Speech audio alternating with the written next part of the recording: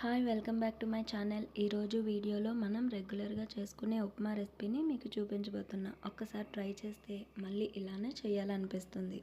మరి ఆలస్యం చేయకుండా వీడియో స్టార్ట్ చేసేద్దాం. ఉప్మా రెడీ చేసుకోవడానికి మనకి కావాల్సిన ఇంగ్రీడియంట్స్ ఏంటో ఇప్పుడు చూద్దాం. ఒక మీడియం సైజ్ ఉల్లిపాయ, అలాగే 2 పచ్చిమిర్చి, ఒక టొమాటో, కొంచెం కరివేపాకు, 1 టేబుల్ స్పూన్ పోపులు తీసుకోవాలి.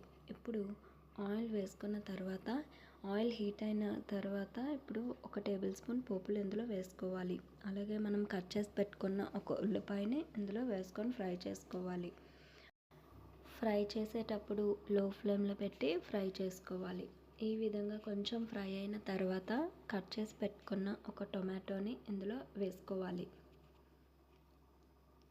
నా ఛానల్ని ఎవరైతే ఫస్ట్ టైం చూస్తున్నారో సబ్స్క్రైబ్ చేయలేని వాళ్ళు ఉంటే కనుక సబ్స్క్రైబ్ చేసుకోండి. లేటెస్ట్ నోటిఫికేషన్స్ కోసం పక్కనే ఉన్న బెల్ ఐకాన్ని యాక్టివేట్ చేయండి. అలాగే ఈ వీడియో మీకు నచ్చినట్లయితే లైక్ చేయడం మాత్రం మర్చిపోవద్దు. అలాగే ఒక ఎండుమిర్చి, మనం కట్ చేసి పెట్టుకున్న 2 పచ్చిమిర్చి కూడా ఇందులో యాడ్ చేసుకోవాలి. ఇలా యాడ్ చేసుకున్న తర్వాత కొంచెం కరివేపాకు కూడా ఇందులో వేసుకొని ఫ్రై చేసుకోవాలి. చాలామందికి ఉప్మాలో షుగర్ యాడ్ చేసుకొని తినటం అలవాటు కదా. మీలో అలా ఎవరైనా ఉంటే కనుక కమెంట్లో షేర్ చేసుకోండి. ఈ విధంగా వేసిన తర్వాత చిటికెడు పసుపు కూడా మనం ఇందులో వేసుకోవాలి. అలాగే రుచికి సరిపడినంత ఉప్పు కూడా ఇందులో వేసుకొని కలుపుకోవాలి. ఈ విధంగా 2 నిమిషాల పాటు ఫ్రై చేసుకున్న తర్వాత ఇందులో మనం వాటర్ అనేది యాడ్ చేసుకోవాలి. ఏ గ్లాస్తో అయితే మనం రవ్వ తీసుకుంటామో 2 గ్లాసులు వాటర్ అనేది మనం యాడ్ చేసుకోవాలి. 1 గ్లాస్ రవ్వ తీసుకుంటే 2 గ్లాసులు వాటర్ మనం ఇందులో యాడ్ చేసుకోవాలి.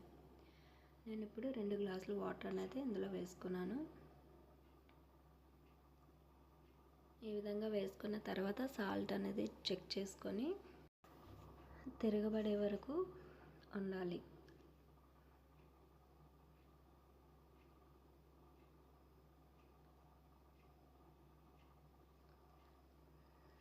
చూసారు కదా, ఈ విధంగా తిరగబడిన తర్వాత మనం ఒక గ్లాస్తో ఉప్మా రవ్వ అనేది ఇందులో యాడ్ చేసుకోవాలి.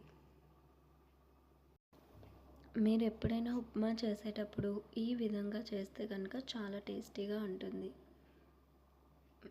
మీరు కూడా ఒకసారి మీ ఇంట్లో ట్రై చేయండి. అలాగే ఫ్యామిలీ ఫ్రెండ్స్ కూడా షేర్ చేయండి. ఈ విధంగా గ్లాస్తో ఉప్మా రవ్వ అనేది మనం యాడ్ చేసుకోవాలి. ఈ విధంగా యాడ్ చేసిన వెంటనే మనం ఈ విధంగా కలుపుకోవాలి, లేకపోతే ఉండలుండలలా ఫామ్ అవుతుంది. సో ఈ విధంగా ఒక 2 నిమిషాల పాటు కలుపుకుంటే కనుక మనకి ఉప్మా అనేది పర్ఫెక్ట్గా కుక్ అవుతుంది. ఈ ఉప్మా అనేది కుక్ అయిన తర్వాత స్టవ్ ఆఫ్ చేసుకొని వేడివేడిగా ఈ ఉప్మాని సర్వ్ చేసుకోవటమే. మరి టేస్టీ ఉప్మా అయితే రెడీ అయిపోయింది. ఈ విధంగా చేస్తే చాలా టేస్టీగా ఉంటుంది. ఒకసారి ట్రై చేయండి. ఈ రెసిపీ కనుక మీకు నచ్చినట్లయితే లైక్ చేయండి, షేర్ చేయండి, సబ్స్క్రైబ్ చేసుకోవడం మాత్రం మర్చిపోవద్దు. Thank you for watching.